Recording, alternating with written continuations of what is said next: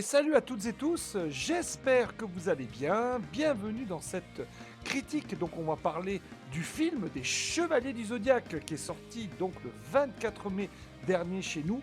Et vous allez voir qu'il y a plein de choses à dire sur le film. Il va en avoir pour tous les goûts. Alors je rappelle que cette critique est garantie sans spoiler. Ça veut dire que je vais parler uniquement de choses que vous avez pu voir dans des bandes annonces ou sur des affiches. Voilà un petit peu pour vous dresser le tableau. Alors, c'est un film qui a été réalisé donc par Thomas Baginski. On va retrouver Mackenyu, Madison Eastman, qu'on a pu voir notamment dans les Jumanji, Diego Tinoco, Frank Janssen, Sean Bean, voilà notre éternel Bromure, et Marc Dacascos, etc., etc., etc. Alors, déjà, donc un film à licence, c'est-à-dire que c'est un film qui est tiré donc du manga culte de Masami Kurumada sorti en 1986, qui a donné naissance à la série encore plus culte télé, la série animée, les OAV, les films, etc., etc., qui ont suivi derrière. Ensuite, tous les spin-offs que vous connaissez, enfin, en tout cas pour ceux qui connaissent, notamment The Lost Canvas, pour ne pas le citer. Et ensuite, là, c'est la dégringolada, puisque sort le 26 février 2015 le film en CGI des Chevaliers du Zodiaque, qui va ensuite donner naissance donc au Night of the Zodiac, la série télé Netflix catastrophique, donc notée à 20% sur le tomatometer de Rotten Tomatoes. Et je vous le dis tout net, ce film est directement inspiré de ces deux dernières œuvres. Voilà. Comme ça, il n'y a pas à chipoter, il n'y a pas à tourner autour du pot, vous êtes avertis. Pour bien que vous compreniez le truc, je vais faire une critique comme si je ne connaissais pas la licence NCA, comme si j'étais pas fan en fait. Et ensuite, je vais vous donner ma critique en tant que véritable fan de Senseiya. Déjà, l'impression générale. C'est pas. Est-ce que c'est un nanar Non, c'est pas un nanar. C'est pas une daube absolue. C'est pas un film pourri. C'est un film entre le mauvais et le moyen. Voilà, si je devais lui mettre une note sur 5, je lui mettrais 2 parce que on a vraiment l'impression d'être dans un univers entre Power Ranger et G.I. Joe. Voilà, si je connaissais pas la licence NCA, j'aurais l'impression de voir quelque chose comme ça. Au niveau du scénario, c'est pas génial. On va dire que bon, c'est quelque chose d'assez classique. Il y a peu de rebondissements, il y a peu d'évolution. Voilà, ça. Il n'y a pas vraiment de coup de théâtre. On s'immerge, mais voilà, on n'est pas vraiment trop dedans, quoi. La réalisation, elle est moyenne. Alors, il y a parfois des plans qui sont pas mal, d'autres qui sont très moyens, d'autres qui sont très mauvais. Les mouvements de caméra, bon, c'est correct, mais c'est pas ouf, quoi. Au niveau des chorégraphies, des combats, alors tantôt il y a des combats très dynamiques, très bien rythmés, où on sent qu'il y a de la puissance et tout. Et puis il y en a d'autres, surtout à la fin du film, où les combats, mais c'est n'importe quoi, quoi. Je veux dire, à un moment donné, voilà, le personnage donne un coup, que c'est un gamin de 12 ans qui a donné un coup de poing, quoi. C'est n'importe quoi, voilà. Ensuite, au niveau du jeu d'acteur. Alors, le jeu d'acteur, il est pareil. Il est en dents de scie. Moi, je pense, franchement, moi, je pense que ces nouveaux acteurs, ces jeunes nouveaux acteurs, il y a du potentiel. Moi, je pense vraiment qu'il y a du potentiel. Je veux dire, Mackenyu, Madison Eastman, voilà, on sent vraiment que cette nouvelle génération d'acteurs a envie qu'elle s'investit, mais ils sont clairement sous-exploités dans ce film. Voilà. Au niveau des musiques, alors, c'est correct, mais c'est pas ouf, c'est moyen. Alors, pour les fans, on retrouve à un moment donné le thème de Pégase, mais voilà, tout le reste c'est des musiques originales. Alors, elles sont pas mauvaises, mais à un moment donné, on se dit, c'est un film qui est adoubé par la Toei Animation. Pourquoi on retrouve pas au moins la moitié des compositions qu'on retrouve dans l'animé, quoi? Même remixées, c'est pas grave, mais pourquoi on les retrouve pas? Au niveau de l'image et des effets spéciaux, ouah, c'est pas terrible. C'est vraiment pas terrible, hein. Je veux dire, là, on est vraiment au niveau des effets spéciaux, on est vraiment entre une série YouTube et une série Netflix. Voilà, c'est pas immonde, mais voilà, c'est pas du niveau d'un film de cinéma, quoi. Je veux dire, j'ai quand même payé 14 € pour voir ce film. Voilà, enfin, moi j'en ai pas eu pour mon pognon, quoi, hein, disons-le franchement, quoi. Donc, dans l'ensemble, si je ne connaissais pas Senseiya, je dirais que c'est un film moyen à voir peut-être une fois, qui a des longueurs, qui a des imperfections, avec un jeu d'acteur où il y a quand même du potentiel, mais clairement sous-exploité à cause d'une mauvaise réalisation et une histoire qui est vraiment pas terrible, qui vole pas très haut. Et si je connaissais pas Senseiya, je quitterais la salle en me disant bon voilà, j'ai vu ce film, je le reverrai pas. Ça c'est clair et net. Maintenant, je vais vous donner ma critique en tant que fan de la licence Senseiya. Si vous êtes vraiment fan de la licence Senseiya, alors quand je parle de licence Senseiya, c'est la vraie licence Senseiya, c'est-à-dire que si vous êtes fan du manga et fan donc de l'anime culte, franchement, vous ne pouvez pas vous y retrouver dans ce film. C'est pas possible. Tout simplement parce que qu'est-ce que c'est Senseiya? C'est quoi?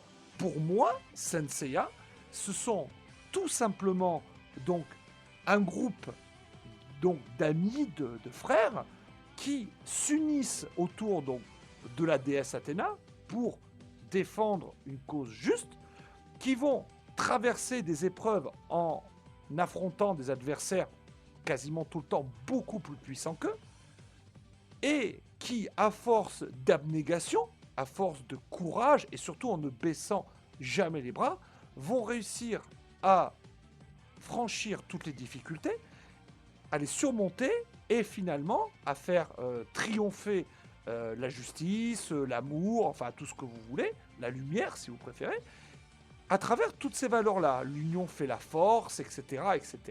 Et on arrive à abattre les obstacles petit à petit. Là, dans ce film, je n'ai retrouvé aucun de ces messages. Aucun. Bon, à part, voilà, Seiya qui reste toujours aussi obstiné qu'on le connaît. Mais, je veux dire, il n'y a pas la synergie avec les autres bronzes. Donc, je veux dire, à un moment donné, vous vous dites, mais c'est un film qui prend certaines choses à Senseiya, mais qui prend pas les meilleures, puisque, comme je vous l'ai dit, c'est un film qui est inspiré directement de la série télé Netflix, donc vous allez retrouver tous les côtés un peu robots, cyborgs qu'on retrouve dans cette série pourrie, qui était elle-même inspirée donc, du film CJ de 2015, qui n'était pas ouf.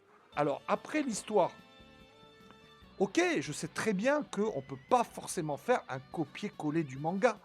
J'entends bien. Mais à un moment donné, on part complètement en sucette. Ça n'a absolument aucun rapport avec le manga original. Alors, je ne suis pas un extrémiste, je ne suis pas fermé à la nouveauté. Mais à un moment donné, je veux dire, les personnages ne lancent même pas le nom des attaques. Les constellations sont vraiment très timides. Voilà, on est à des années-lumière, je dirais, de la série culte, avec les musiques quasi parfaites de Seiji Okoyama, avec la mise en scène, la réalisation excellente qui était la série, qui est encore à ce jour une référence et qui est irréprochable. Donc c'est ça le succès, en fait, je pense, d'une œuvre, d'un film, d'une série. C'est ça, c'est tout ça. C'est une réalisation aux oignons, c'est une musique absolument parfaite, envoûtante, c'est un message fort, c'est des moments puissants, c'est des retournements de situation. Voilà, en fait, c'est une synergie. Et là, il n'y a aucune synergie. À un moment donné, vous vous dites, mais non, on n'est pas dans Senseiya. Je suis désolé, on n'est pas du tout là-dedans. Les armures, oh my god, les armures. Au début du film, comme vous l'avez déjà vu, je pense, dans les bandes annonces, hein, comme j'ai dit, c'est sans spoiler, on va retrouver également donc, des armures d'or. On va retrouver des armures d'or. Bon, elles sont faites en CGI, donc j'ai envie de dire, ça passe. Mais, je veux dire, ok, là, comme vous le voyez à l'écran, il y a des choses qui sont inspirées donc du manga et de l'œuvre, comme Marine, qui est pas trop mal. Ils ont changé aussi les noms. Pourquoi avoir changé les noms? Alors, il y a certains noms qui changent. Seiya, ça reste Seiya. Marine, ça reste Marine. Pourquoi pourquoi Alman Kido? Pourquoi pas Matsumasa Kido? Alors oui, vous allez me dire, il est pas japonais, l'acteur.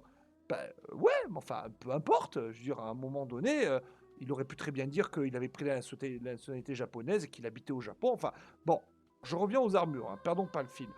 Alors, ok, on va me dire, les armures, on est dans un film, ça peut pas être copié-collé par rapport à l'animé ou au manga. Eh, les gars, je vous arrête tout de suite, hein, arrêtez un peu. Hein. Je veux dire, les armures, elles sont noires. C'est-à-dire, l'armure de Pégase, elle est noire, grise, voilà. Le phénix, c'est pareil. Non, je suis désolé, je suis pas d'accord. Vous en voulez des exemples avec des armures réussies? Ah ben tenez, je vous en montre, il n'y a pas de problème. Voilà, tenez, regardez. Par exemple, donc, une armure du lion en photoréaliste. Voilà, voilà, vous avez Aliolia en photoréaliste. Là, ensuite, vous avez réalisé par une intelligence artificielle, vous avez donc Shiryu. Voilà. Ensuite, vous avez un Misty du lézard. Voilà. Donc, vous voyez que au niveau des armures, il y a concrètement, il y a quand même pas mal de choses à faire. Donc, pour moi, les armures, c'est un immense non. C'est non, non, non et non. Non, design, nul, nada, zéro. Ça passe pas. Ça passe pas. Clairement, ça passe pas. Je suis pas contre le fait de remodeler un peu les armures, mais je veux dire, oh, Pégase, oh, c'est un cheval blanc, quoi. Oh, garde au moins la notion d'avoir du blanc ou quand même une dominante de blanc dans ton armure, gars. Les, les bien-pensants diront oui, mais le truc, c'est qu'ils avaient que 60 millions de dollars, donc ils n'avaient pas le budget pour faire des effets spéciaux conséquents, ni pouvoir investir dans le film, etc. etc. Oh les gars, déjà à 60 millions de dollars, tu peux faire des choses. Hein, et en plus, excusez-moi, hein, plutôt que de faire mal, eh ben, je suis désolé, tu ne fais pas. Voilà. Hashtag arrête de violer ma licence. Voilà. Hashtag stop au viol des licences, quoi. Voilà. À un moment donné, je suis désolé, on est complètement hors sujet. On est complètement hors sujet. Ça ne suit pas. Ça ne suit pas. Et alors là, je suis désolé, là où j'explose, c'est que c'est en plus un film, vous l'avez peut-être vu, qui a été adoubé par Masami Kurumada. Mais je veux dire, à un moment donné, c'est soit on essaie de faire plaisir aux fans et on met du fan service, donc on essaie de faire quelque chose pour faire plaisir aux fans, soit on fait un reboot qui n'a absolument aucun rapport, et à ce moment-là, ben, on joue un petit peu avec le feu, c'est ça passe ou ça casse. Et là, on est dans ce deuxième cas de figure. Et je suis désolé, ça va peut-être pas faire plaisir ce que je vais dire, mais oui, ok, je suis un quarantenaire, je suis peut-être un boomer, comme disent les trolls, mais à un moment donné, voilà, j'ai encore, j'espère comme vous d'ailleurs, de belles années devant moi. J'ai de l'argent, je veux consommer, donc respectez l'esprit du manga, respectez l'esprit de l'animé, mettez-moi du fan service, faites-moi plaisir, moi qui suis fan de Senseiya, et je serai content. Voilà, il n'y a pas de souci. Après, entre nous, on ne demande pas le chef-d'œuvre ultime non plus, hein. Voilà, mais au moins que ça fasse quelque chose de qualité, que ça fasse quelque chose qui nous plaît. Donc je pense que le réalisateur est parti sur de mauvaises bases. Alors quand je parle de mauvaises bases, je parle bien sûr de la série Netflix en grande partie. Voilà, donc du coup, ça a donné ça. C'est un film, franchement, qui restera pas dans les annales. Moi, je vous conseille d'attendre sa sortie sur les plateformes de téléchargement légales ou les plateformes streaming type Netflix ou Amazon Prime. Voilà. Mais franchement, ça vaut pas le coup d'aller au cinéma. Voilà. C'est très américanisé. Il n'y a absolument pas l'ambiance de Senseiya. Voilà. Donc, si vous ne connaissez pas la licence Senseiya et que vous avez envie de voir un film sans prétention, très moyen pour passer le temps, j'ai envie de dire pourquoi pas. Par contre, si vous êtes fan de la licence Senseiya, très concrètement, ce film, je vais pas dire c'est une insulte, mais pas loin, quoi. Vraiment, vraiment, vraiment pas loin, quoi. Voilà, c'est une grosse déception. Mais bon, c'est pas tellement surprenant. Voilà les amis, j'espère que cette critique vous a plu, qu'elle va vous permettre d'avoir un retour. N'hésitez pas à lâcher donc vos impressions dans les commentaires et on échange ensemble. D'ici là, je vous dis à très bientôt et à la prochaine. Ciao ciao.